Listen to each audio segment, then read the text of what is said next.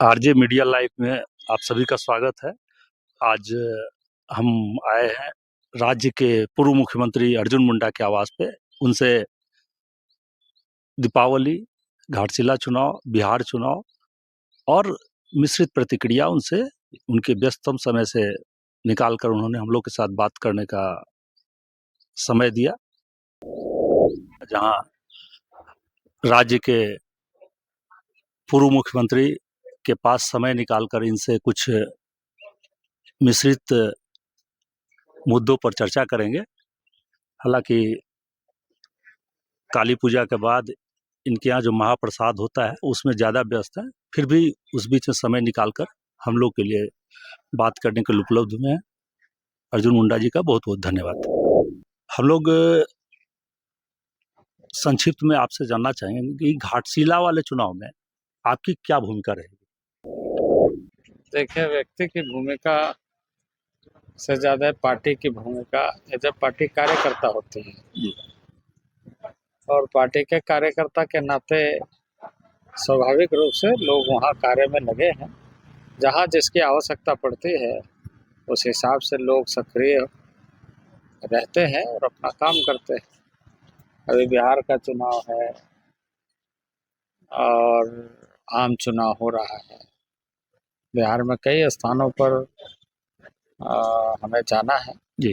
स्वाभाविक रूप से चुनाव का समय जब आता है तो कार्यकर्ता के नाते व्यस्तता रहती है।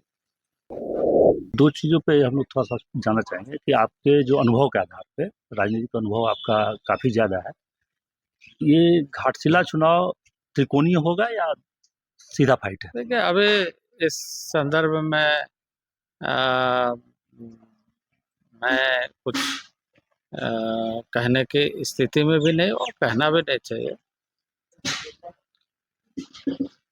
कि चुनाव में क्या स्थिति वहाँ किस तरीके से त्रिकोणीय होगी, चतुष्कोणीय होगी, सीधे होगी, यह अभी कहना उचित नहीं है, क्योंकि नहीं, अभी मैं उस बारे में अनभिज्ञ हूँ। चुनाव की घोषणा हुई है, नॉमिनेशन वगैरह हुआ है और पार्टी चुनाव लड़ रही है, तो प्रारंभिक दौर में प्रारंभिक दौर में है।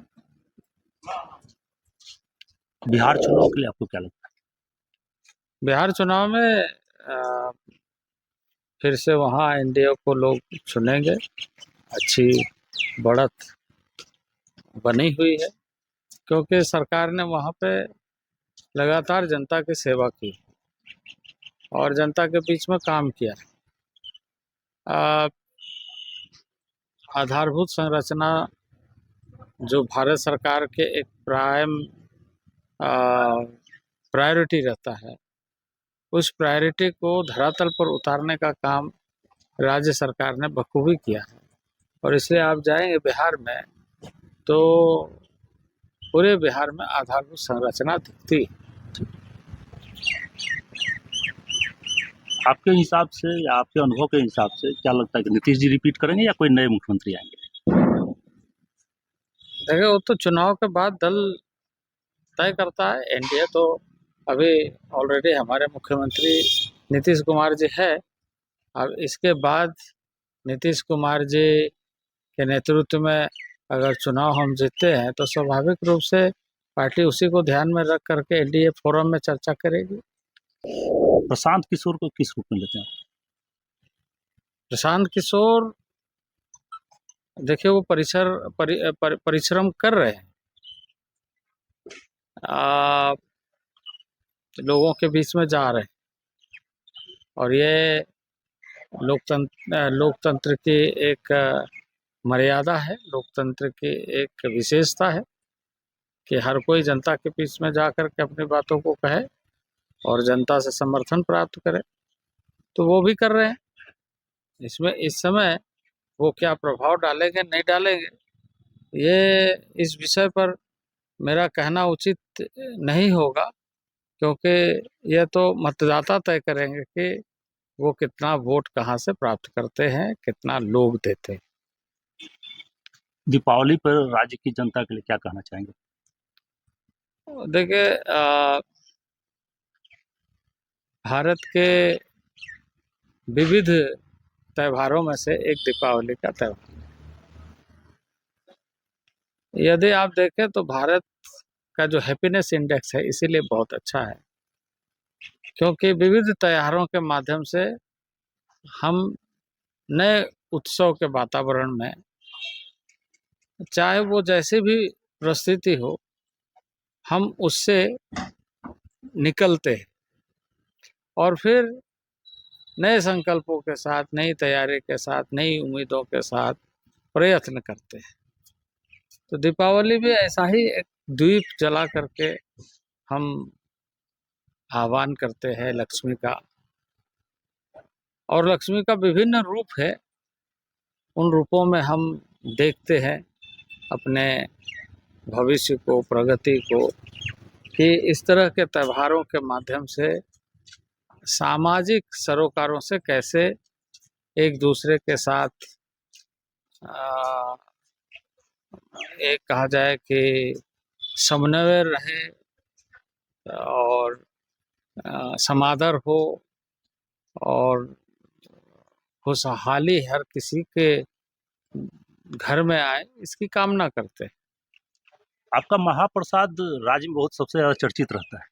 लोग सभी राज्यों, सभी जिलों से पहुंचते हैं आपके देखिए यहाँ। ऐसा है कि ये त्योहार एक उत्सव जैसा होता है। ये त्योहार जो है, ये त्योहार देखिए हमारी ये जो परंपरा है, ये परंपरा है कि जब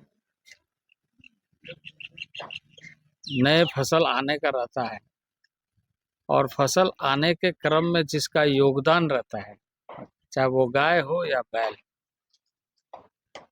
है ना। तो आज भले ट्रैक्टर से खेती होती है, लेकिन गाय बैल, क्योंकि इकोलॉजिकल लाइफ मनुष्य का होता है, वो अपने आप को कृत्रिम बना ले, बात अलग है, परंतु जीवन सुव्यवस्थित ढंग से प्राकृतिक चरित्र का होता है। तो उसमें गाय बैल की पूजा होती है। जैसे हमारे यहाँ ये जो उत्सव दीपावली का, काली पूजा का, ये इसके साथ साथ जो सबसे बड़ा सोहराय हम लोग बोलते हैं इस इलाके में, सोहराय का मतलब ये होता है कि हम अपने उन सारे लोगों को स्मरण भी करें और उसके प्रति आभार भी व्यक्त करें, जिन लोगों के और जिन परिस्थितियों के, जिस वातावरण के वजह से हमारा अस्तित्व है। हमारा अस्तित्व सिर्फ हम तक सीमित नहीं, हमारा अस्तित्व जुड़ा हुआ है पेड़ से, पौधों से, पशु पक्षी, जीव जंतु, कीड़े मकोड़े, सबसे जुड़ा हुआ है, तभी पर्यावरण बनता है। तो प्रकृति का, पर्यावरण का जो आज दृष्टि है हमारा, उसमें यह त्योहार बहुत महत्व रखता है कि हम उस तरीके से देखते हैं, कृत्रिम तरीके से ना देखें। हमारे यहाँ देहातों में पहले और अभी सरसों के तेल, नहीं तो रेड़ी के तेल से दिया जलते थे, है ना, घी से दिया जलते थे। तो घी क्या है? घी है गाय के द्वारा दी हुई दूध से मक्खन, घी बनती है। तो इस तरीके से एक नैसर्गिक जीवन की व्यवस्था का त्योहार है। तो जब खेत से फसल आता है, किसान खुश होता है, इस बार फसल हमारी अच्छी आने वाली है, तो इसलिए हमें और ज़्यादा खुशी है त्योहार में। और जो फसल आई हुई है पिछले साल, उसी के आधार पर माँ के यहाँ हम महाप्रसाद का निवेदन करते हैं, और प्रसाद जितने लोग पा सके, ये कोशिश होती है। ये तो बहुत सारी चीज़ें लिखी हुई होती है कि कहाँ पर किसका प्रसाद है। व्यस्तम समय निकालकर हम लोग से, आरजे मीडिया से बात करने के लिए बहुत बहुत धन्यवाद। अभी हम लोग बात कर रहे थे राज्य के पूर्व मुख्यमंत्री, जिन्होंने दीपावली, घाटशिला और बिहार चुनाव पे संक्षिप्त में अपनी बातों को हम लोग के समक्ष रखा। बहुत बहुत धन्यवाद।